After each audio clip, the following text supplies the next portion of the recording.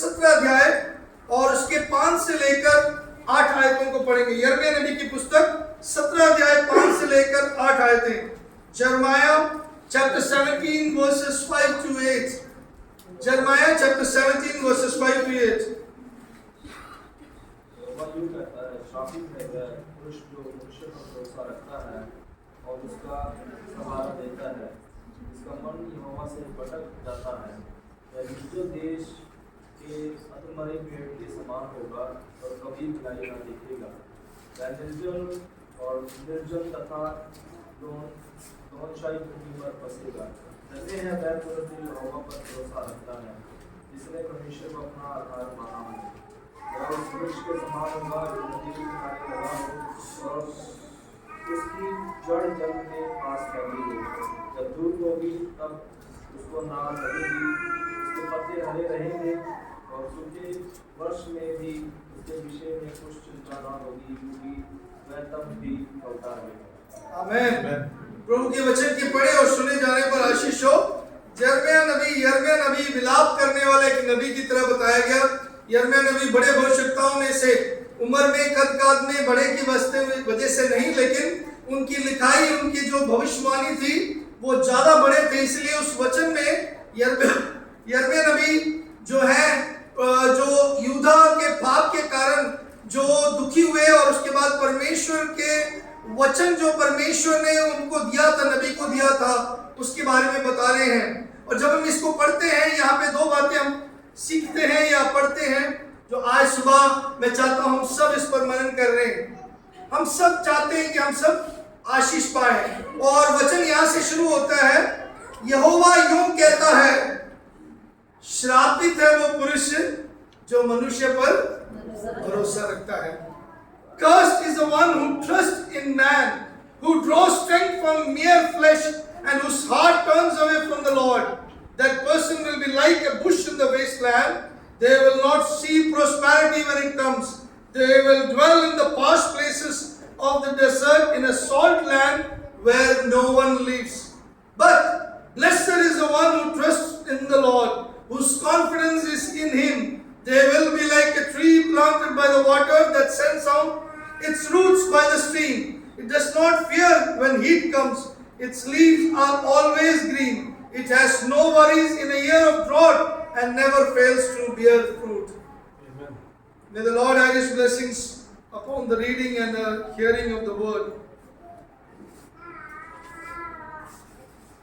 अपने जीवन में हर कोई आशीष पाना चाहता है। Everyone likes to be blessed in life.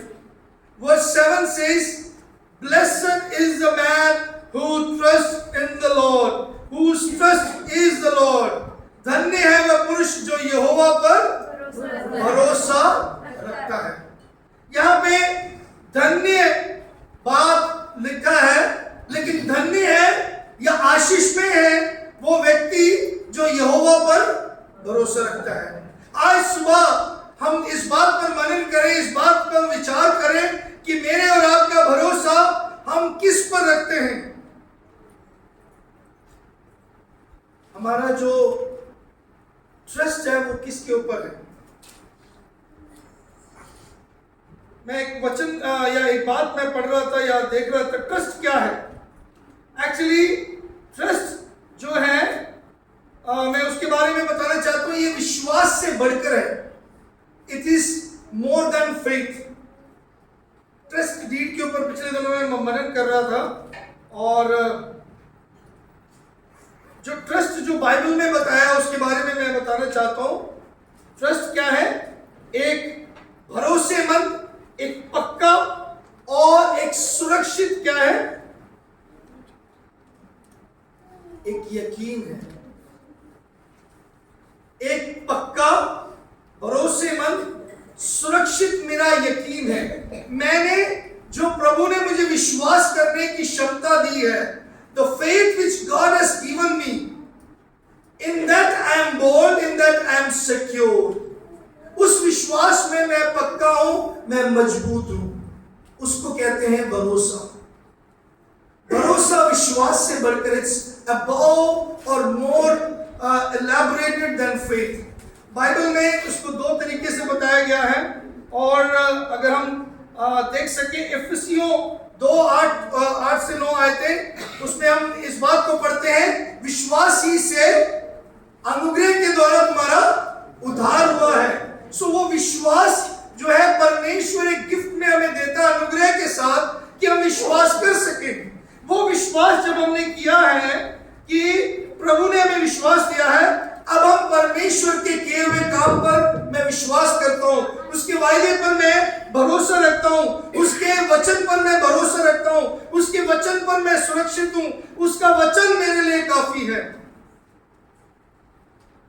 परमेश्वर जो अपने बारे में बोल रहे हैं, परमेश्वर के जो गुण हमने सीखे हैं, जो परमेश्वर के बारे में उसके वैभव, उसकी महानता, उसकी सुप्रीमेसी, उसके जो भी बड़प्पन के बारे में, whatever the characteristics of God, what we learn, what we have heard, when it is revealed before us, we trust on it. हम उसको पर भरोसा रखते हैं। इसको बोलते हैं भरोसा रखना।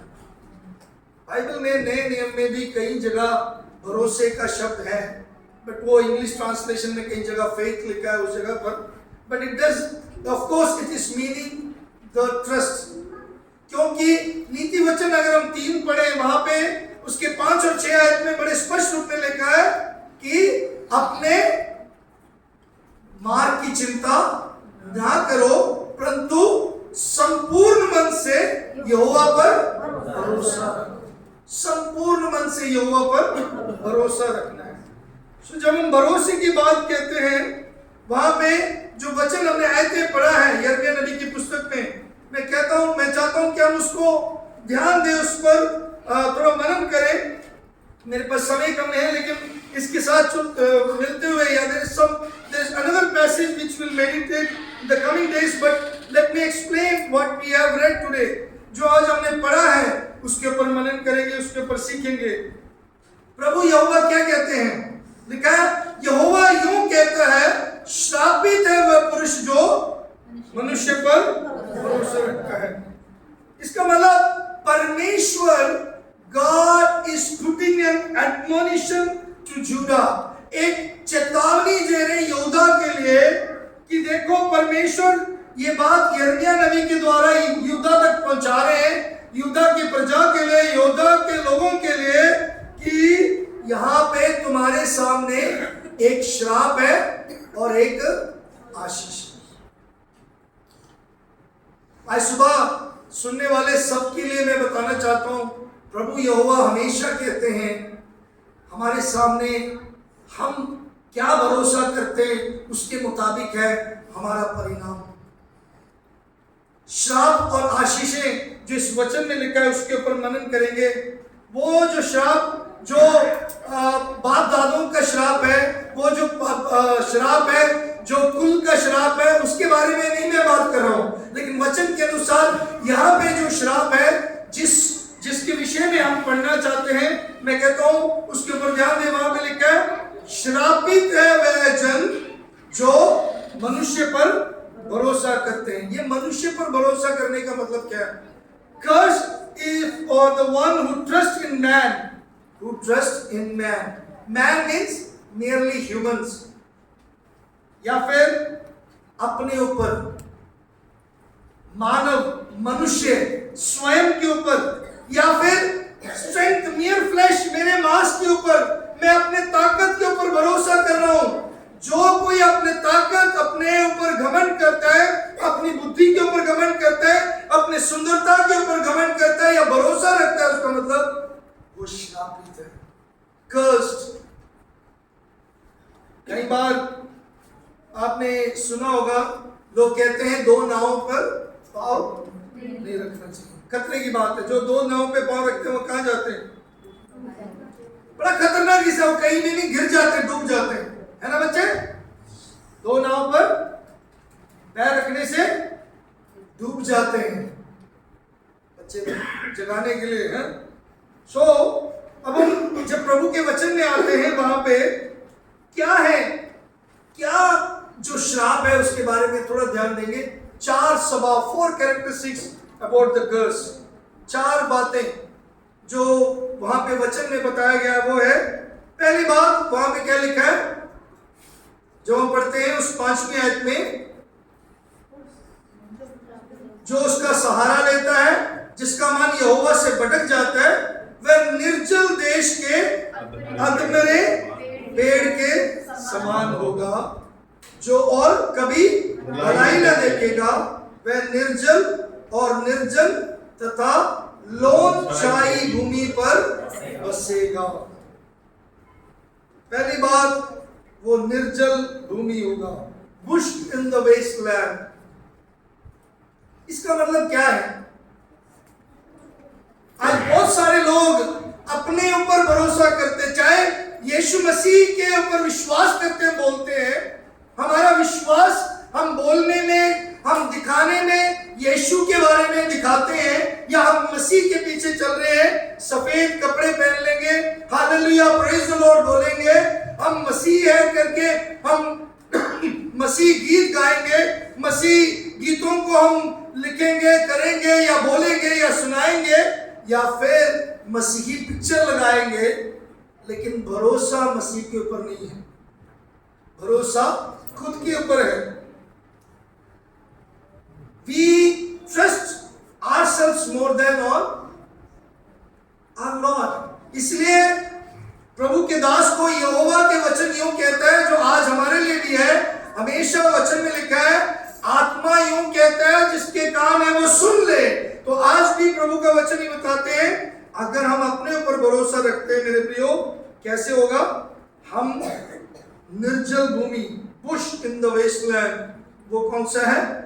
जो कैसे होते हैं? जो आत्मिक तौर पर बड़े लाचार, आत्मिक तौर पर जो अपने जीवन में क्या है, वो रुक गए हैं, वो आगे बढ़ नहीं रहे, वेस्ट है। कई लोगों को देखा है ना, मसीह होते हैं लेकिन वो आगे बढ़ते नहीं। मैंने बीते दिनों में भी इस बात में बताया, जब आपके बच्चे बढ़ेंगे नहीं, आपको दुख होगा। ऐसे ही पिता परमेश्वर जिसने आपको मुक्ति दिया है, अपने पुत्र, इकलौते पुत्र को इस संसार में भेजने के द्वारा, जिसने आपको अपना ले पालक पुत्र पुत्रियां बनाया है, अगर आप उसमें, उसके वचन के डील डोल में, उसके कद काल में नहीं बढ़ते, तो आप वेस्टलैंड हैं। क्या है आप वेस्टलैंड हैं, निर्जल देश के क्या है, अधमरे पेड़ हैं। आप ऐसे बहुत सारे मसीही विश्वासी हैं। मैं जब कह रहा हूं, आप अपने बारे में सोचिए, मेरे जीवन से क्या लाभ आया है, मेरे जीवन से क्या फल निकला है? मेरा जीवन बेकार है? If you are wasting your time and your talents, that means you are in a situation where you are cursed because you are trusting your own self. अगर आप अपने आप में भरोसा कर रहे हो, अपने ऊपर भरोसा कर रहे हो, मनुष्य पर भरोसा कर रहे हो, तो आप क्या कर रहे हो? अपने आप को बेकार जीवन व्यतीत कर रहे हो। आपके आत्मिकता में कोई बढ़ोतरी नहीं है मेरे प्रियो। तो जरूरी है कि हम अपने शरीर पर भरोसा ना रखें। दूसरी बात वहां पे क्या है, ना सिर्फ शरीर के ना सिर्फ अधमरे पेड़ के समान होंगे, बल्कि लिखा कभी भलाई को ना देखेंगे। बहुत सारे लोग हैं जो मसीह अपने आप को कहते हैं, वो भलाई को देखते नहीं है। वो कहते हैं पास्टर जी क्यों नहीं हो रहा, क्यों नहीं हो रहा मेरे जीवन में?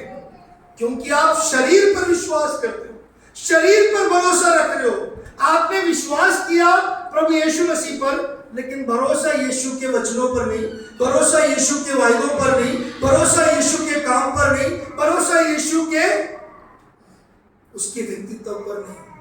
वो कौन है, वो क्या कर सकता, इस बात पर आपका भरोसा नहीं, इसलिए आप क्या है, आप भलाई को नहीं देखते। You don't see the goodness of God. You don't see experience of the goodness of God. जो लोग हमेशा शिकायत करते हैं, जो लोग हमेशा बड़बड़ाते हैं, जो लोग हमेशा इस बारे में कमियां, अपने कमी घटी को बोलते हुए रोते रहते हैं, उनके बारे में ये वो भलाई को देखते नहीं। हमारा परमेश्वर भला है, और God is good God, और वो भलाइयों से तृप्त करता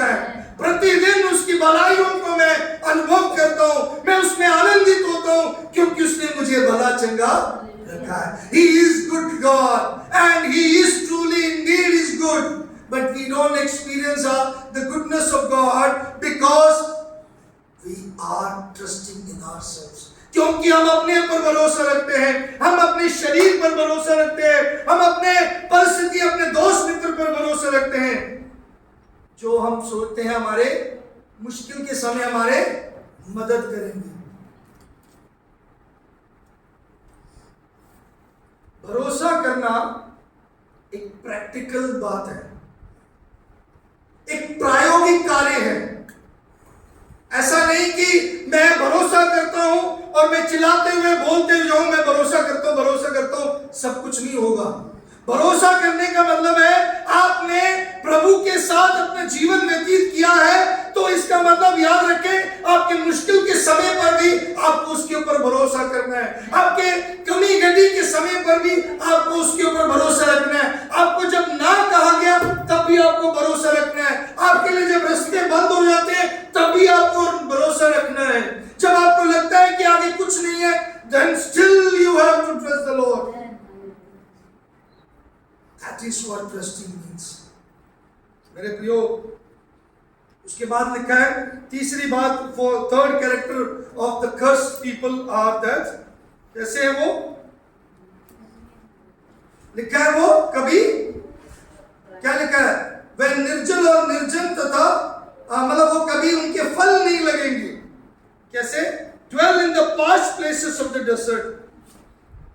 आप में से कितने जने दुबई गए मुझे नहीं पता, दुबई या जो उन जगहों पर गए जहां पे रेगिस्तान है, वहां पे मैं पढ़ रहा था LN करके एक जगह है जो एम्प्टी क्वार्टर कहते हैं दुबई का, वहां पे ऐसे भूमि है जहां पे कुछ भी उपजाऊ नहीं है, जहां पे कुछ भी फलता नहीं, वो रेत से भरा हुआ एक जगह है और वहां कुछ उगता ही नहीं, कुछ लगता ही नहीं, कुछ फल नहीं मिलता। ऐसे कईयों की जिंदगी है जो शरीर पर भरोसा रखते हैं, जो मनुष्य पर भरोसा रखते हैं, ऐसे कई लोग हैं जिनके जीवन से कभी फल निकलता ही नहीं। आप उनको पूछिए, आप उनसे बात करें, आप उनसे किसी भी बात करें, अब वो आप देख सकते हैं चर्च के बीच में उनके मोबाइल बजेंगे, वो चर्च के बीच में वो मोबाइल उठ के लेके भागेंगे बाहर को, क्योंकि उनको प्रभु से ज्यादा वो मनुष्य पर भरोसा रख रहे हैं।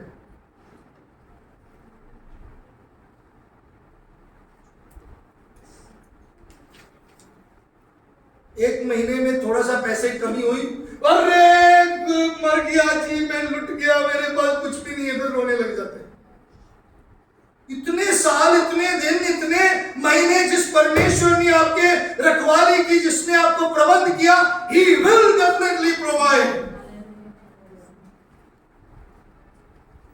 God delays, but that doesn't say that God is not doing. उसका नो, उसका डजन डूइंग नहीं है कि He will not do it.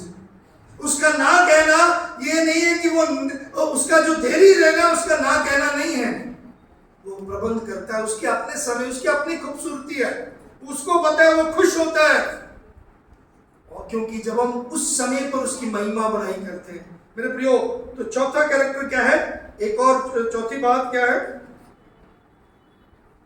वहां पे लिखा है लोचानी भूमि पर बसेगा। लोचानी का मतलब एक ऐसी जमीन, एक ऐसा निर्जन जमीन, भूमि जहां पे कुछ नहीं, मतलब नमक ही नमक है। मान लीजिए आपकी जिंदगी में आप नमकीन ऐसा बन जाते हो, लोग आपको क्या बोलेंगे, अरे कितना खट्टा है, कितना खारा है, कितना बेकार है। ज्यादा नमक डालने से, ज्यादा, हम पता नहीं कहाँ थे, खाना खा रहे थे, इतना नमक वाला था, इतना नमक वाला था, हमें वापस करवाना था। फिश एंड चिप्स खा रहे थे फिरोजपुर में, जिस होटल में ऑर्डर किया वो 2 बार लेके आया, उसी में वो सारा नमक था। फिर एंड में हमने वहां से उठ के जाके किसी और जगह खाना खाया। ऐसी आपकी जिंदगी होगी जब आप ऐसे, जिसमें जिस जमीन में, जिस भूमि पर आप लोनचाई, मतलब जिसमें कोई कुछ उग नहीं सकता, एक ऐसी जमीन जहां पे कोई भी स्वाद नहीं पसंद करता। आपकी जिंदगी कैसा है? क्या लोग आपके साथ जुड़ना पसंद करते हैं? क्या मसीह लोग आपसे प्रार्थना करवाते हैं? या विश्वासी लोग क्या कोई आकर आपसे सलाह मांगते हैं? या बोलते होंगे यार इससे बात करना बेकार है, या बोलते होंगे इससे कोई फायदा नहीं इससे मिलकर, या इससे मिलकर मुझे कुछ अच्छा वाइब्स मिलता है। ऐसा बोला किसी ने आज की भाषा में, oh when I meet you I feel very good vibes. कारण क्या है? उस व्यक्ति के जिंदगी में कुछ है ऐसा जो आपके जीवन को प्रभाव देता है। Are you influencing someone? मेरे प्रियो याद रखना, हमारे जीवन में अगर हम अपने ऊपर भरोसा करते हैं, हम मनुष्य के ऊपर भरोसा करते हैं, शरीर के ऊपर भरोसा करते हैं, हम अपने ताकत, अपने बुद्धि, अपने कमाई, अपने ज्ञान, अपने ही मजबूती पर विश्वास करते हैं, अपने पुराने तजुर्बे पर विश्वास करते हैं, तो ध्यान रखना हम श्रापित हैं। कैसे श्रापित? 4 कैरेक्टर हमने देखा, इस प्रकार हम श्रापित हैं। जल्दी से जल्दी आशीष के वचन भी देखेंगे। क्या आशीष बोलते हैं? 8वीं आयत में क्या पढ़ते हैं? वह उस वृक्ष के समान होगा जो नदी के किनारे लगा हो और उसकी जड़ जल के पास फैली हो। आमीन। भजन संहिता 1 उसके 3री आयत में भी इसी प्रकार बताया गया। Psalm 1 and 3 we read the same thing there कि जो आशीष में वचन के बारे में वहां पे क्या पढ़ते हैं? भजन संहिता 1:3 में वह उस वृक्ष के समान है जो बहती नालियों के किनारे लगाया गया और अपनी ऋतु में फलता है, जिसके पत्ते कभी मुरझाते नहीं, इसलिए जो कुछ वह पुरुष करे वह सफल होता है।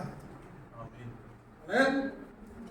आशीष में व्यक्ति के बारे में भजन संहिता 92 उसके 12 से 15 में भी है। अब आशीष में the blessed man's, the person who trusts in God, the man who trusts in God, जो यहोवा पर भरोसा रखता है, जो परमेश्वर यीशु मसीह पर विश्वास करकर उसके किए हुए काम पर, उसके बताए हुए वचन पर विश्वास करता है, उसके बारे में उसकी आशीषें क्या लिखा है। जैसे आज सुबह प्रभु के दास वचन में बात कर रहे थे, आशीष प्रभु हमें देता है, लेकिन प्रभु इस दुनिया के जो आप धन दौलत सोच रहे हो, जो आप ऐशो आराम सोच रहे हो, इस दुनिया के मनोरंजन को जो आप सोच रहे हो, वो नहीं है परमेश्वर के आशीष। मेरे प्रियो, परमेश्वर का आशीष क्या है? आइए हम देखते हैं। वहां पे देखते हैं, हम यिर्मयाह नबी की पुस्तक में वापस आएंगे और उस वचन को देखते हैं। वहां पे क्या है? वो जो आशीष प्रभु ने क्या बताया वहां पे 9वीं 8वीं आयत को दोबारा पढ़ेंगे हम। हाँ जी, और उसकी जड़ जल के पास फैली हो। ओके, आगे। धूप होगी तब उसको ना लगेगी, उसके पत्ते हरे रहेंगे और सूखे वृक्ष में भी उसके विषय में कुछ चिंता न होगी, क्योंकि वह तब भी फलता रहेगा। आमीन। यहाँ पे जो आशीष है, यहाँ पे जो ब्लेसिंग है, यहाँ पे 4 कैरेक्टर है जो जड़ पकड़ने की बात बताया गया। जो जड़ वाला विश्वास है, जो जड़ में भरोसा, जिसका भरोसा जड़ पकड़कर है, जो स्ट्रॉन्ग है, जो डीप रूटेड है, उसके बारे में वहां पे हम देख सकते हैं कि जिसका जड़ पकड़ा है वो हमेशा हरे भरे रहेंगे। He will always be fresh, हमेशा हरे भरे रहेंगे। वहां पे अगर आप देखेंगे, एक्चुअली इंग्लिश में लिखा है, हिंदी में उसको पढ़ा नहीं आया नहीं है ना Amit sir. English it says, for he will be like a tree planted by the water that extends its roots by a stream and will not fear when heat comes. Hindi में क्या वो है फियर का? उसकी जड़ जल के पास फैली है, जब घाम होगा तो उसको ना लगे। ये ना लगने वाले मतलब जब धूप, जब गर्मी होगी तो वो नहीं डरने का मतलब, उसमें नहीं असर होने का मतलब, ये एक आशीषमय बात है। जब आप और मैं इस संसार में चलते हैं, प्रभु पर भरोसा रखने से ये आशीष मिलता है कि हमें डरने की जरूरत नहीं है, हमें वो कुछ नुकसान नहीं करेगा, हमारे ऊपर उससे हानि नहीं होगा। चाहे मैं घोर अंधकार की तराई में से भी होकर चलूं तो भी हानि से नहीं डरूंगा। आमीन।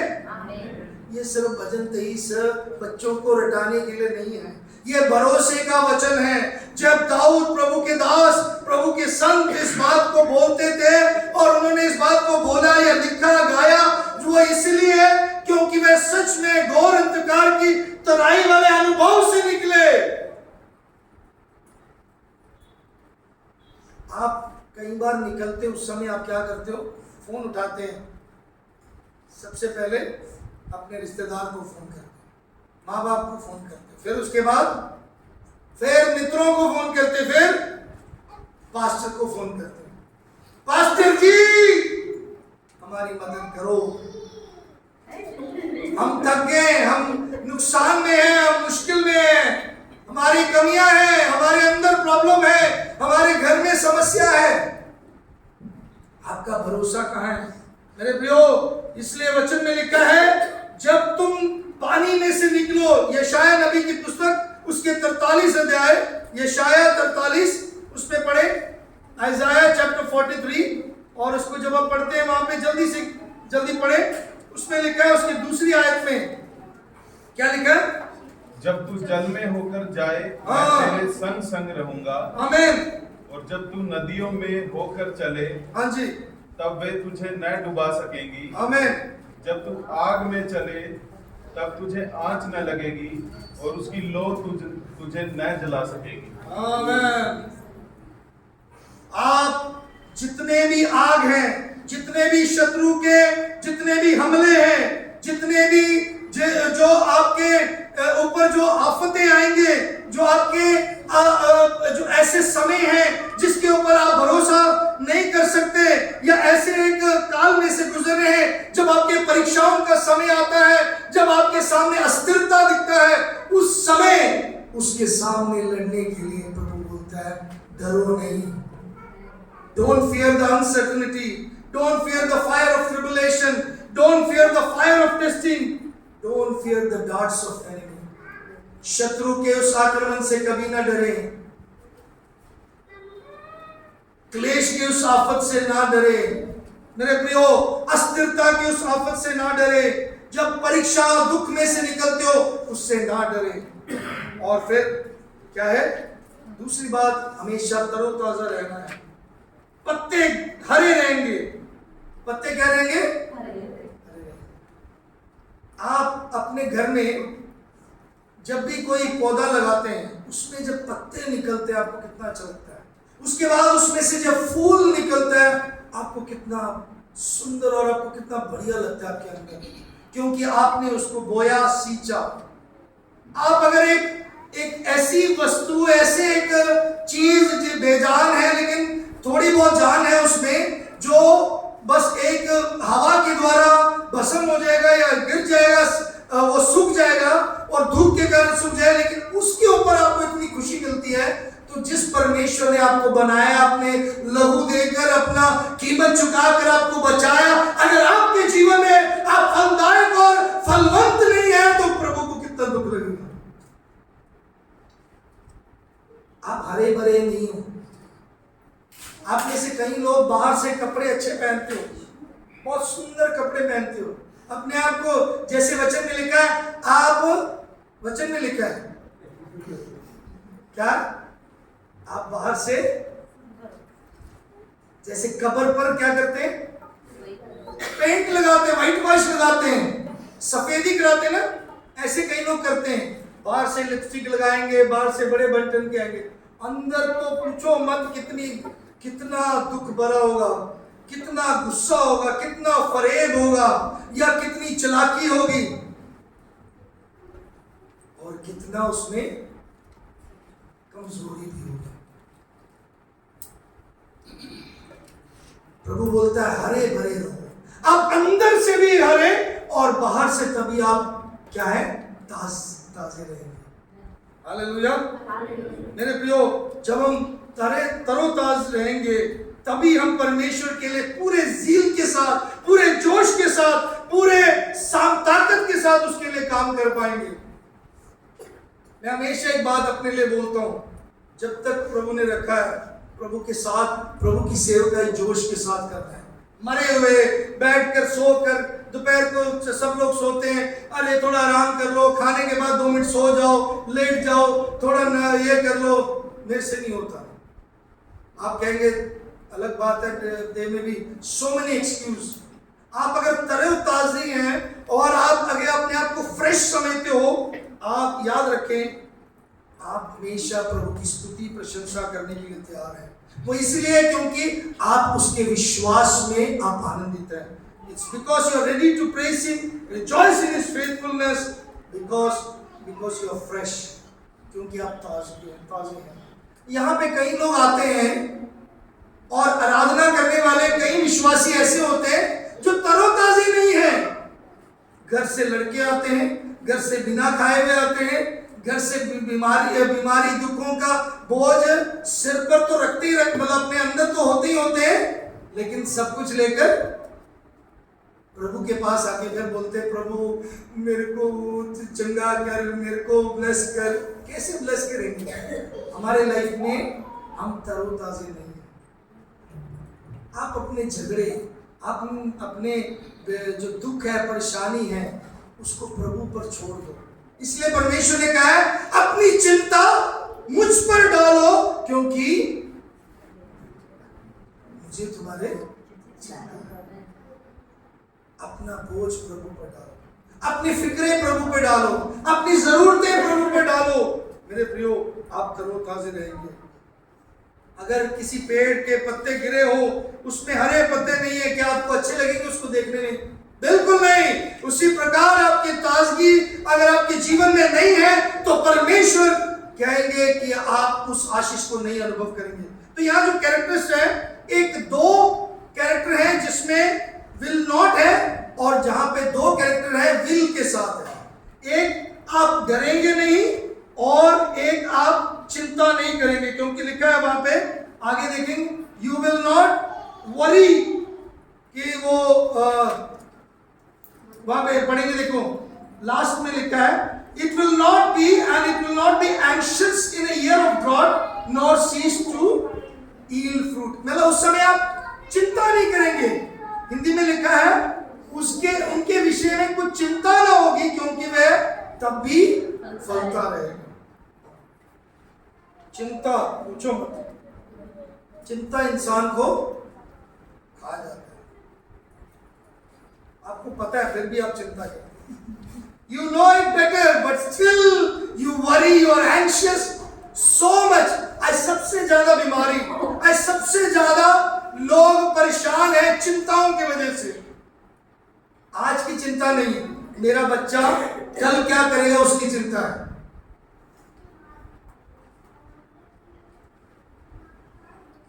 That is really unbelievers style, unbelievers way।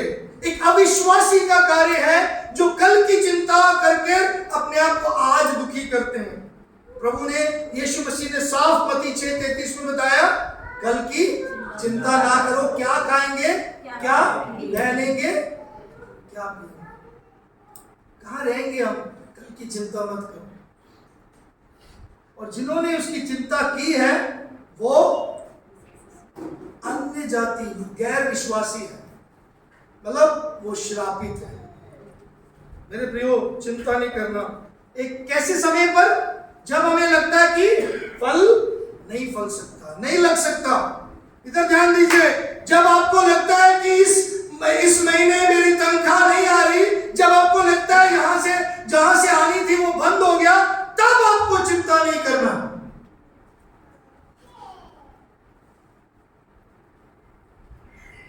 3 महीने पहले किसी ने हमें लिखा है कि हम आगे से आपकी मदद नहीं करेंगे। इस बीच में घर किराए पे लिया, इस बीच में कई चीजें हो चुका है। हमने कभी नहीं बोला कि आगे प्रभु नहीं चलाएगा। एक ही विश्वास के साथ रोज सुबह उठता हूं, प्रभु नए रास्ते खोलो। हम लोग चिंता बहुत अपने जीवनों में करते हैं, और चिंता करने वालों के लिए फिलिपियों की पत्री 4 अध्याय में बताया, किसी भी बात की चिंता मत करो, परंतु हर एक परिस्थिति में प्रार्थना के द्वारा धन्यवाद सहित अपने निवेदन परमेश्वर के सन्मुख उपस्थित किए जाए। present your petition before the Lord who provides. अपने निवेदन को, अपने जरूरतों को, अपने विनती को धन्यवाद करते हुए उसके सन्मुख प्रस्तुत करना। फिर लिखा है वो क्या करते हैं? वो आपको क्या देते हैं? वो शांति देगा जो सब समय से परे है, आपके दिलों में राज करेंगे। याद रखना मेरे प्रियो। और ना सिर्फ वहां पे चिंता नहीं करना लिखा, बल्कि वहां पे तरोताजगी के साथ विल ऑलवेज क्या होगा? नेक्स्ट क्या लिखा है वहां पे? हम पढ़ेंगे फलदायक होंगे। क्या होंगे? फलदायक होंगे। किस समय फलदायक होंगे? भजन संहिता 1:3 में लिखा है ऋतु में फलदायक होंगे। भजन संहिता 92:14 में लिखा है वो बूढ़े हो जाएंगे तब भी लहलहाएंगे। भजन संहिता 92:14 में। और यिर्मयाह 17:8 में लिखा है और जब क्या होगा? क्या लिखा वहां पे? जब सूखा वर्ष होगा, ड्रॉट का समय होगा, जब सूखापन होगा, जब अकाल आएगा, तब भी वो फल फुलाएगा। हालेलुया। यूसुफ भरोसा करता था यहोवा परमेश्वर पर, इसलिए जब पूरा सूखा पड़ा, क्या हुआ? इज़राइल, याकूब, उसने क्या किया? इज़राइल ने यहोवा परमेश्वर पर भरोसा किया। अकाल पड़ गया था सब जगह, लेकिन वो तब भी वो फलवंत रहे, क्योंकि उन्होंने यहोवा परमेश्वर पर भरोसा किया। मेरे प्रियो, समय नहीं है फलदायक के ऊपर बात करने का, लेकिन मैं आपको बताना चाहता हूं जल्दी से जल्दी हम भरोसा करना चाहिए किसके ऊपर? यहोवा परमेश्वर। आज सुबह आपका भरोसा अपने शरीर पर है, मनुष्य पर है, इस संसार पर है, संसार के किए हुए आपके कामों पर है, आपके धन दौलत के ऊपर है, अपने कमाई के ऊपर, अपने ज्ञान बुद्धि के ऊपर है, या फिर यहोवा परमेश्वर पर? मेरे प्रियो, वो ही केवल भरोसे के योग्य है। इफिसियों 3:20 में बताया, अब जो सामर्थी, अब जो मेरे मांगने और मेरे सोचने विचारने से अत्यंत बढ़कर करने के योग्य वही है, उसके ऊपर मैं भरोसा रखता हूं।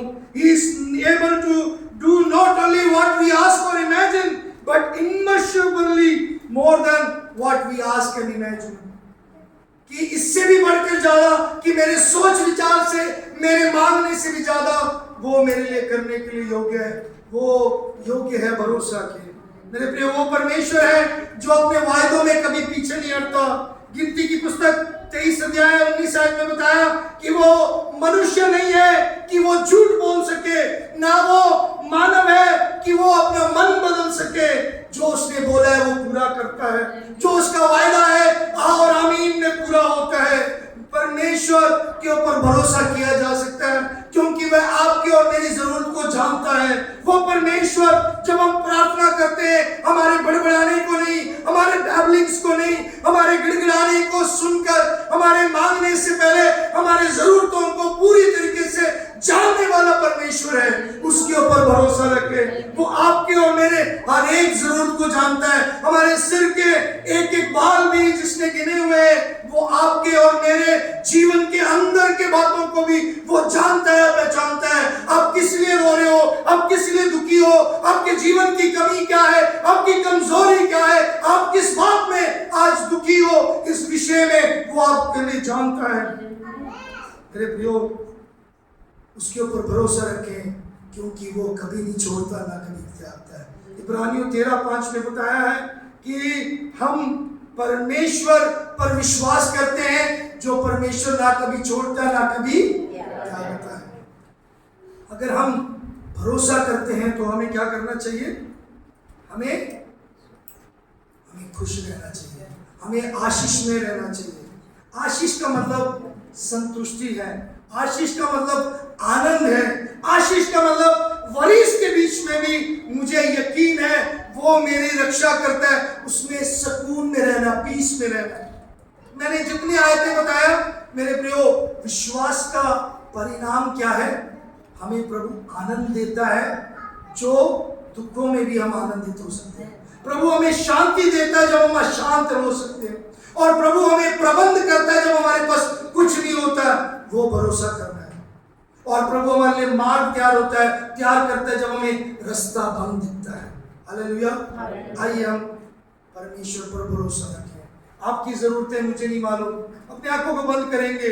आपकी अवस्था मुझे इतना नहीं मालूम जितना परमेश्वर को मालूम है। आपकी स्थिति और आपके बारे में मैं एज ए पास्टर होते हुए, एक प्रभु के दास होते हुए, मैं उतना नहीं पूरा कर पाऊंगा। मेरे पास इतनी क्षमता नहीं, मैं कुछ भी नहीं कर सकूंगा मेरे प्रियो, क्योंकि मैं आपके बारे में नहीं जानता। केवल प्रभु आपके बारे में जानता है। उसने आपके बीते हुए कल को, वो आपके वर्तमान को और आने वाले कल को जानता है। आप आशीष में हैं तो आप हरे भरे रहेंगे। आप आशीष में हैं तो आप चिंता नहीं करेंगे। आप आशीष में हैं तो आप डरेंगे नहीं। आप आशीष में हैं तो मेरे प्रियो आप हमेशा फलदायक होंगे। अगर आपके जीवन में फल नहीं है तो इसका मतलब आप आशीष में नहीं है। इसका मतलब है कि प्रभु पर आप भरोसा नहीं रख रहे। आप अगर चिंता कर रहे हो, आप प्रभु पर भरोसा नहीं रख रहे, आप हरे भरे नहीं हो, आप हमेशा खुश नहीं हो, आप रोते रह रहे हो, इसका मतलब आप प्रभु पर भरोसा नहीं रख रहे। आप किसी भी लायक नहीं होंगे अगर आप प्रभु पर भरोसा नहीं रखते। आप केवल फेंकने के लायक होंगे। आप केवल श्रापित का मतलब निर्जल भूमि की तरह होगा प्रभु जी, जो अधमरा पेड़ होगा जिसमें कभी फल नहीं लगता। प्यारे परमेश्वर, हम आपका धन्यवाद करते हैं। पवित्र आत्मा आपने हमें दिया है परमेश्वर कि हम फल लाए प्रभु जी। धन्यवाद आपकी आत्मा की परिपूर्णता से प्रभु जी। आपने ये वचन दिया जो यिर्मयाह नबी को कई सालों पहले दिया कि यहोवा यूं कहता है, श्रापित है वो मनुष्य, वो पुरुष जो मनुष्य पर भरोसा रखता है। धन्य है वह पुरुष जो यहोवा पर भरोसा रखता है। प्रभु धन्यवाद, आज फिर आपने हमें याद दिलाया। धन्यवाद, आपका वचन हमारे पास आया और आपने हमसे बात किया प्रभु जी। अपने आत्मा से हमसे प्रभु जी आपने ये कहा कि हम आपके ऊपर भरोसा रखें, और जो आपके ऊपर भरोसा रखते हैं प्रभु आपने सिखाया कि हम फलदायक होंगे और प्रभु परमेश्वर हम हरे भरे होंगे। हम डरेंगे नहीं, हम चिंता नहीं करेंगे।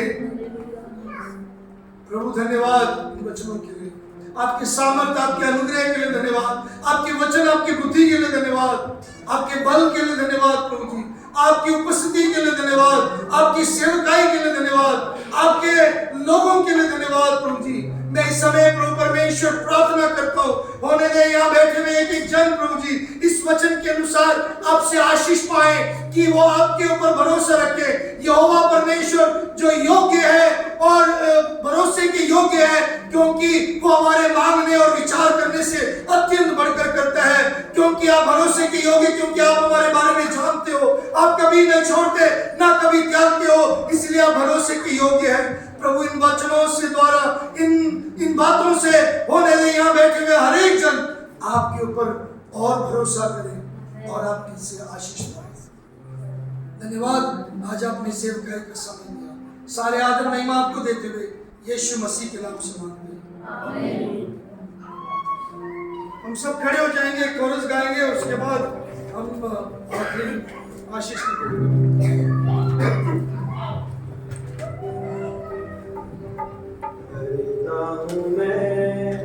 तेरी चिंता तू क्यों चिंता करता है, करता हूँ मैं तेरी चिंता, तू क्यों चिंता करता है। आंसुओं की घाटियों में हाथ ना छोड़ूंगा तेरा, आंसुओं की घाटियों में हाथ ना छोड़ूंगा तेरा।